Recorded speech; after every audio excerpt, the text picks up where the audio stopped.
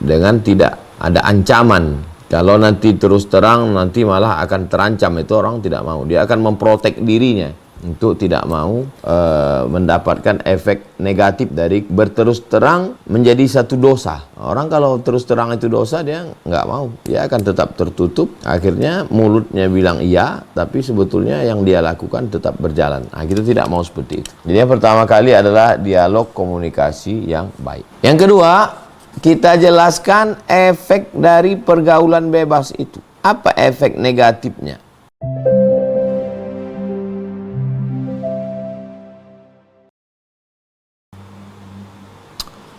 Poin yang pertama, pintu dari semua yang mau kita sampaikan tentang bahaya pergaulan bebas, ancaman hukuman pergaulan bebas, lalu kemudian nasihat tentang pergaulan bebas, itu pintu masuknya itu adalah komunikasi. Maka surat Ali Imran ayat 159, wasyawirhum fil amr, musyawarah, dialog antara Luqman dengan anaknya, ya bunayya, dialog antara Nabi Ibrahim dengan Ismail, dialog antara Allah dengan Nabi, dialog antara Nabi dengan umat. Yas'alunaka 'anil khamri wal maisir, yas'alunaka madza yunfiqun, yas'alunaka 'anil yatama, yas'alunaka 'anil ahillah, sa'ala sa'ilun bi'adzabin waqi', yas'alunaka 'anil anfal, amma yatasa'alun 'anin naba'il 'azim. Ada dialog. Jadi sekarang ini dialog ini yang tidak ada. Makan dikasih, baju hari raya dibelikan, sepatu baru dibawa ke mall, jalan, tapi tidak ada dialog. Sehingga kalau tidak ada dialog, ya kita tidak mengenal orang. Kita kenal orang itu kan dari ngobrol, dari dialog itu. Nah, jadi dibuka dialog.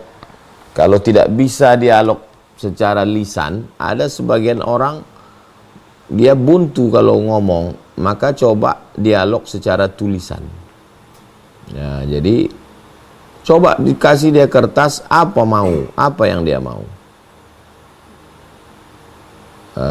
dengan tidak ada ancaman. Kalau nanti terus terang, nanti malah akan terancam. Itu orang tidak mau. Dia akan memprotek dirinya untuk tidak mau mendapatkan efek negatif dari berterus terang menjadi satu dosa. Orang kalau terus terang itu dosa, dia nggak mau. Dia akan tetap tertutup. Akhirnya mulutnya bilang iya, tapi sebetulnya yang dia lakukan tetap berjalan. Nah, kita tidak mau seperti itu. Jadi yang pertama kali adalah dialog komunikasi yang baik. Yang kedua, kita jelaskan efek dari pergaulan bebas itu. Apa efek negatifnya? Efek negatif. Nazratun, pandangan. Wabtisamun, senyuman.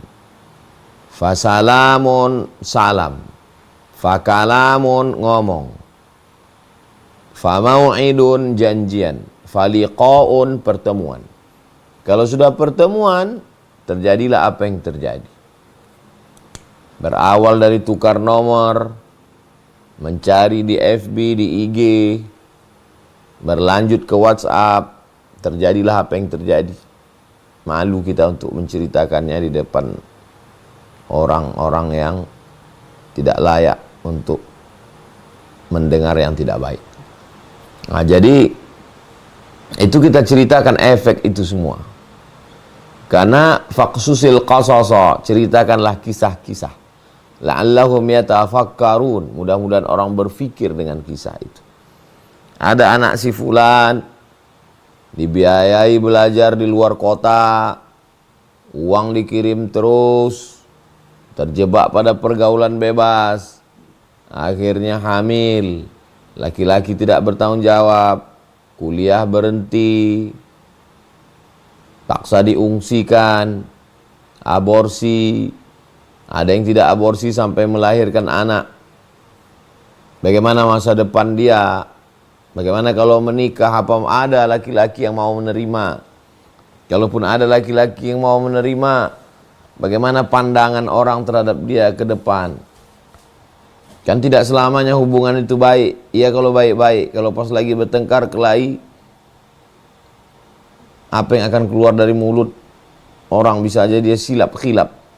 Lalu kemudian bagaimana dengan nasib anak tersebut? Siapa yang mau menjaganya? Belum lagi anak itu nanti dewasa, dia mau nikah, siapa walinya? Itu konfliknya merembet kemana-mana itu. Nah, itu kita ceritakan rasional, sehingga orang dalam kesadaran penuh berpikir nanti saat mengambil keputusan dia akan, oh ternyata kalau saya teruskan. Biasakan untuk mengambil keputusan dengan membuat garis di kertas. Bagaimana berpikir yang baik, garis di kertas, positif, negatif. Kalau saya ambil ini, apa positifnya, apa negatifnya, negatif. Kira-kira ini kalau saya teruskan ini apa untungnya buat saya? Hanya sekedar enjoy, jalan-jalan, fun, menikmati hidup. Apalah gunanya ke depan? Hanya ikut tren kawan-kawan. Nah, ini jadi efek negatifnya dulu. Kalau ini kena diabetes, gula berlebihan, nanti diamputasi, dipotong. Kalau sudah dipotong ini, kalau tidak dipotong kulit membusuk, dia akan merembet ke yang lain. Itu menimbulkan ketakutan dalam diri. Nah, maka dalam Islam ada namanya nadhir, peringatan. Basyiran, kabar gembira. Kalau kabar gembiranya, kalau nadhir, kabar peringatan. Hati-hati. Maka dalam Islam ada neraka, ada azab kubur. Nah, begitu juga dalam pendidikan, ya, supaya dia selamat dari pergaulan bebas ini, kita ceritakan efek-efek negatif yang terjadi. Berapa angka aborsi? Berapa yang mati? Bagaimana tingkat stres? Beberapa hari ini keluar di portal tanpa kita cari tentang anak muda yang pacaran, tingkat stresnya lebih tinggi, tidak fokus untuk belajar, kuliah dan lain sebagainya, prestasi kurang, emosi tidak stabil. Nah, ini secara kejiwaan. Itu tidak akan sampai kalau tidak ada komunikasi. Saya tidak mengatakan pertemuan itu komunikasi, karena banyak orang bertemu tapi tidak berkomunikasi. Ketemu, makan, jalan, pulang, nggak ada ngomong sama sekali. Nah ini, dalam komunikasi lebih baik pertemuannya singkat, padat, daripada panjang tapi nggak jelas apa yang mau diobrolin, apa yang mau diomongkan. Saya membiasakan komunikasi kalau anak saya, keponakan saya lagi libur sekolah, saya biasakan duduk. Saya to the point, bicara yang pendek-pendek. Kamu di pondok ini insya Allah selamat dari pergaulan bebas. Kalau di luar efeknya begini. Saya tanya, apa masih tahan di pondok? Masih sanggup? Masih kuat? Apa masalah di pondok? Apa masalahnya? Tak mau ngomong, tulis. Nggak mau ngomong sekarang, tulis nanti. Apa masalah? Gimana dengan kawan-kawan? Gimana dengan guru-guru di sana? Nah, jadi kita biasakan untuk membuka komunikasi yang baik. Setelah kita bicarakan efek negatifnya, yang kedua adalah Bashir, kabar gembiranya. Kabar gembiranya kalau kamu bisa selamat melewati masa-masa genting, masa-masa anak muda ini, ya kamu bisa kuliah selesai S1, S2, S3, kamu bisa menikah dengan orang yang tepat, orang yang baik, kamu dihormati, dimuliakan orang, kamu punya percaya diri untuk ngomong, kamu akan dimuliakan Allah karena kamu selamat dari maksiat. Kamu masuk dalam golongan syabun, anak muda, nasya'a fi ibadatillah, anak muda yang tumbuh dalam beribadah kepada Allah. Nah, jadi dengan itu ada efek negatif, ada positif. Ada targhib motivasi, ada tarhib ancaman. Jadi mesti seimbang. Ini metode-metode dakwah. Metode ini diambil dari hadis-hadis Rasulullah, ayat Al-Quran dan hadis-hadis Rasulullah Sallallahu Alaihi Wasallam. Nadhir, ancaman. Berikutnya yang keempat, menarik ke diri. Ini diambil dari hadis Nabi Sallallahu Alaihi Wasallam ketika ada seorang laki-laki minta, izinkan saya berzina ya Rasulullah. Nabi SAW tidak marah, tapi Nabi menarik ke dirinya. Bagaimana kalau orang berzina dengan anak perempuan? Bagaimana kalau orang berzina dengan istrimu? Mohon maaf. Bagaimana dengan ibumu? Bagaimana dengan saudaramu, saudarimu? Itu biasanya kalau ditarik ke diri berbeda. Kita selalu melihat itu di luar diri kita, orang lain. Tapi kalau ke diri kita, kau sekarang playboy, pacaran dengan anak orang. Gimana kalau anakmu nanti 20 tahun akan datang, kau menikah, kau punya anak. Gimana kalau anakmu yang digitukan orang? Nah, itu menarik ke diri itu biasanya berubah cara pandang. Yang selama ini kita memandang dari bawah ke atas, oh tinggi ya gedung ini, tinggi pohon ini. Tapi begitu kita naik ke atas, melihat ke bawah, ternyata orang itu yang kecil. Nah, itu. Jadi kita ingin mengajak orang memandang satu masalah dari sudut pandang yang berbeda. Nah, itu insya Allah memberikan efek yang luar biasa juga. Setiap laki-laki pasti punya keluarga perempuan. Saya tidak punya anak perempuan, tapi keponakan saya perempuan. Keluarga dari pihak ibu, dari pihak ayah ada sepupu-sepupu perempuan. Nah, itu jadi ketika kita menganiaya orang, maka yang ditarik itu adalah dirinya. La yu'minu ahadukum, kamu tidak beriman hatta yuhibba li akhi, sampai kau sayang kepada saudaramu ma yuhibbu li nafsi, sama seperti sayang pada diri sendiri.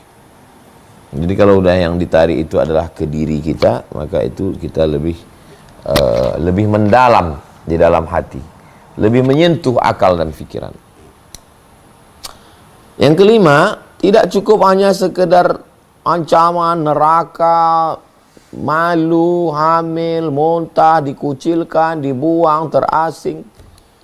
Tidak juga hanya sekedar dapat surga, tapi yang kelima adalah ada kontrol, muraqabah, pengawasan. Pergi jam berapa, pulang jam berapa, duit kemana aja habis. Bagaimana ada tanggung jawab. Islam ini agama yang mendidik orang untuk bertanggung jawab. Makanya kalau kita nggak sanggup, ya solusi, satu-satunya solusi lagi pondok pesantren. Saya dengan segala kesibukan saya 4 hari, Jumat, Sabtu, Ahad, Senin keluar, Selasa, Rabu, Kamis di pondok, Selasa, Kamis di pondok, Rabu ngajar tamu-tamu lagi, kesibukan. Tidak akan bisa full mengontrol. Maka solusinya ya pondok. Pondok pesantren itu saudara kita. Makanya kalau ada orang yang membusukkan pondok pesantren, berarti dia membusukkan saudara kita. Pondok pesantren itu partner, teman kita yang menyelamatkan anak kita. Anak bangsa ini sedang diselamatkan pesantren. Bahwa ada yang jahat, predator, berita macam-macam, ya hukum, negara ini negara hukum. Predator-predator itu ditangkap, ditembak mati untuk menyelamatkan. Karena dia sudah merusak. Jangan gara-gara nila setitik rusak susu sebelanga. Diangkat-angkat terus berita. Padahal perjuangan pondok pesantren memerdekakan negeri ini. Setelah merdeka, mengisi kemerdekaan. Ketika muncul penyakit masyarakat, pekat, pondoklah yang menjadi solusi obatnya. Jangan dijelekkan terus, ditekan terus ini pondok pesantren. Apa kita mau masyarakat ini menjadi rusak? Karena obatnya kita ejek terus. Padahal itu hanya 0, sekian persen. Saya tidak membenarkan kekeliruan kesalahan itu. Tapi yang salah-salah itu mesti ditindak hukum. Mesti ada hukum, mesti ada punishment, hukuman. Nah, jadi dikontrol ini amat sangat baik. Kita punya teman, punya sahabat. Apa guna kawan-kawan kita di grup-grup WhatsApp itu?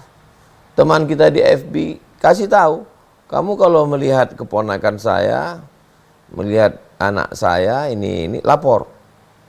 Dan ketika kawan-kawan kita lapor, kita jangan malah mengamuk. Kita menganggap mereka merusak harga diri kita, padahal ini adalah amar ma'ruf nahi mungkar. Saya lihat ini posting dia begini, ya terserah dia kan udah dewasa. Loh, kok malah kita jadi membela kan? Karena kita menganggap dia sudah melampau batas, dia udah masuk ke rumah kita. Kamu teman saya, jangan masuk-masuk. Ini wilayah protek saya. Oh, nggak bisa begitu. Ini amar ma'ruf nahi mungkar. Justru teman yang baik adalah teman yang menunjukkan kekurangan kita. Ini anak bapak ini begini. Ini dia begini. Nah, kadang ada yang langsung, ada yang tidak langsung. Kalau segan langsung menyampaikan ke saya, ya melalui orang lain. Ada tim UAS, ada kawan-kawan saya, ada sahabat saya. Sampaikan bahwa begini. Nah, itu ini bagian dari pengawasan kontrol. Yang keenam ini ada gharamah, punishment, hukuman. Tidak cair subsidi, dikurangi uang belanja. Di Al-Azhar ada hukuman kalau tidak lulus 3 mata kuliah, gagal, potong beasiswa 25%. Nggak lulus lagi 2 tahun, potong beasiswa 50%. 3 tahun nggak lulus, putus, nggak dikasih tiket pulang. Nah, jadi nggak bisa, karena manusia ini tidak takut dengan ucapan. Tapi kalau ada ancaman, nggak cair uang, nah ini motor nggak boleh dibawa, uang minyak, duit jajan sekolah. Nah, ini balik lagi kepada tega. Jadi dalam pendidikan ini memang mesti ada tega. Banyak orang yang mungkin dulu waktu hidupnya berjuang, sulit, susah, ketika punya anak, ingin membahagiakan anak dengan jor-joran, memberikan fasilitas, dari mulai kamar, kendaraan, uang jajan. Dia tidak sadar bahwa itu sebenarnya merusak. Jadi punishment, hukuman mesti ada. Ada video yang saya share beberapa hari yang lalu, tentang orang melihat Tuhan itu begitu kejam. Kullama nadijat juluduhum, ketika kulit mereka melepuh karena terbakar, badalna juludan ghairaha, kami ganti dengan kulit yang baru. Kulit yang hancur, melepuh, terbakar, ganti kulit yang baru, bakar lagi. Punishment. Kejam sekali Tuhan itu, kata dia. Tuhan apa ini yang kejam sekali begini? Tapi begitu melihat perlakuan orang Israel ke Palestina, memang layak hukuman Allah ini. Bagaimana dengan kekejaman Fir'aun, kekejaman Namrus? Nah, jadi kalau kita anggap ini saya nggak sayang sama anak ini, maka definisi sayang itu bagaimana? Allah Subhanahu wa Ta'ala memberikan kita kasih sayang, tapi kasih sayang yang benar adalah yang menyelamatkan orang lain. Bukan kasih sayang yang justru menjerumuskan ke dalam azab Allah Subhanahu wa Ta'ala. Poin yang ketujuh, Semua sudah dilakukan, dialog sudah, efek negatifnya begini, yang positifnya begini, ditarik ke diri, kontrol sudah, hukuman sudah, ad-du'a silahul mu'min. Rabbi habli minas sholihin, Rabbi habli minas sholihin, Rabbi habli minas sholihin. Berikan aku anak yang soleh ya Allah.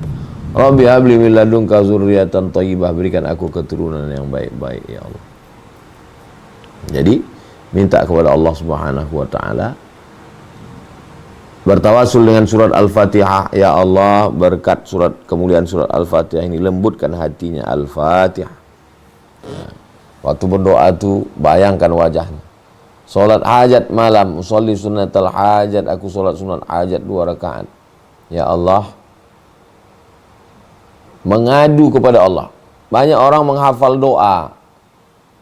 Kita bukan menghafal doa, kita memang betul-betul berdoa. Allah hanya sekedar berdoa, Rabbana hab lana minas sholihin, Rabbana hab lana min ladunka dzurriyyatan thayyibah, Rabbana hab lana min azwajina wa dzurriyyatina. Oke, doa bahasa Arab iya. Tapi doa dengan bahasa kita. Ini anak ini sedang begini. Ya Allah, ngobrol dengan Allah, minta kepada Allah. Sehingga dengan ucapan itu lebih merasuk ke dalam hati, masuk ke akal pikiran, lebih khusyuk, meneteskan air mata. Allah ingin kita itu merasa rendah. Ketika kita merasa rendah, kita nggak punya apa-apa. Kenapa ada masalah? Karena dengan ada masalah itulah manusia ini merasa sangat rendah. Dan ketika manusia merasa sangat rendah, dia bersimpuh, dia merasa tidak punya apa-apa, disitulah Allah mengangkat dia. Kalau kita masih merasa akulah yang hebat, aku kesempurnaan milik Allah, justru kita menjadi saingan Allah. Allah tidak mau ada saingan, la syarikalah. Nah, jadi kita merasa diri kita sangat hina, tidak ada apa-apa. Doa ini amat sangat mustajab. Berapa banyak orang-orang tua yang anaknya tidak benar, tapi karena doa yang luar biasa. Ada doa orang tua yang membawa air zam-zam 7 putaran. Doanya cuma satu, airnya diminumkan, dimandikan, anaknya jadi baik. Ada orang tua yang membacakan Al-Fatihah 1 kali, 10 kali, 100 kali. Ada orang tua yang menzikirkan anak, mentuajuhkan anak, menghadap kepada Allah Subhanahu wa taala, berdoa memang setulus-tulus doa. Maka itulah yang menolong di hadapan Allah Subhanahu wa ta'ala. Jadi kalau amal, ada orang yang rajin baca Quran, rajin berzikir, maka amalnya itu berhenti setelah kematian, putus. Tapi kalau amal tentang anak-anak ini, maka kita serius betul-betul, karena itu diantara amal yang terus mengalir. Anak-anak adalah investasi yang akan terus mengalir walaupun kita sudah mati menghadap Allah Subhanahu wa ta'ala. Kalau kita sudah menghadap Allah, mereka bangun di tengah malam, Rabbi firli wali walidayya warhamhuma kama rabbayani shaghira. Mereka bermunajat kepada Allah, meneteskan air mata. Disitulah kebahagiaan yang tidak terhingga dari seorang hamba Allah, karena sudah berhasil lewat dari satu ujian. Innama amwalukum wa auladukum fitnah. Fitnah itu artinya ujian. Fitnah artinya azab. Dia bisa menjadi nikmat, tapi dia juga bisa menjadi azab. Itulah 7 poin yang usaha ikhtiar kita untuk menyelamatkan anak-anak kita dari pergaulan bebas. 30 menit saya kembalikan ke Bang Alvin Firdaus. Terima kasih. Wassalamualaikum warahmatullahi wabarakatuh. Asrama Pondok Tahfiz Quran Mahat Az-Zahra yang selama ini Bapak Ibu lihat, saksikan, support, bantu 2-3 sak semen batu bata sudah selesai. Barakallahu lakum fima ataitum wa barakallahu lakum fima abaqaitum wa ja'alaha lakum faquran. Semoga Allah berikan berkah rezeki Bapak Ibu semuanya. Jamaah hijrah bersama Ustaz Abdul Somad, Sidak. Tak dapat saya sebutkan satu persatu karena banyak sekali orang-orang baik yang tidak pernah menyebutkan namanya. Hamba Allah, hanya Allah yang dapat membalas kebaikan. Diberikan keluarga yang sakinah, mawaddah, warahmah. Diberikan keturunan yang soleh dan solihah. Diberikan rezeki berlimpah ruah, bisa berinfak, berwakaf, bersedekah sampai ke Baitullah, ibadah haji dan umrah. Husnul khatimah, masuk ke dalam surga bersama Rasulullah SAW. Ini asrama. Kelasnya kita baru tadi peletakan batu pertama di depan rumah kayu. Di rumah kayu di sebelah sana kita akan bangun kelas Tadi peletakan batu pertama, satu hamparan itu ada 3 sampai ke atas 4 lantai, insyaallah 18 kelas. Barakallahu fikum, jazakumullah khairal jazak. Wassalamualaikum warahmatullahi wabarakatuh.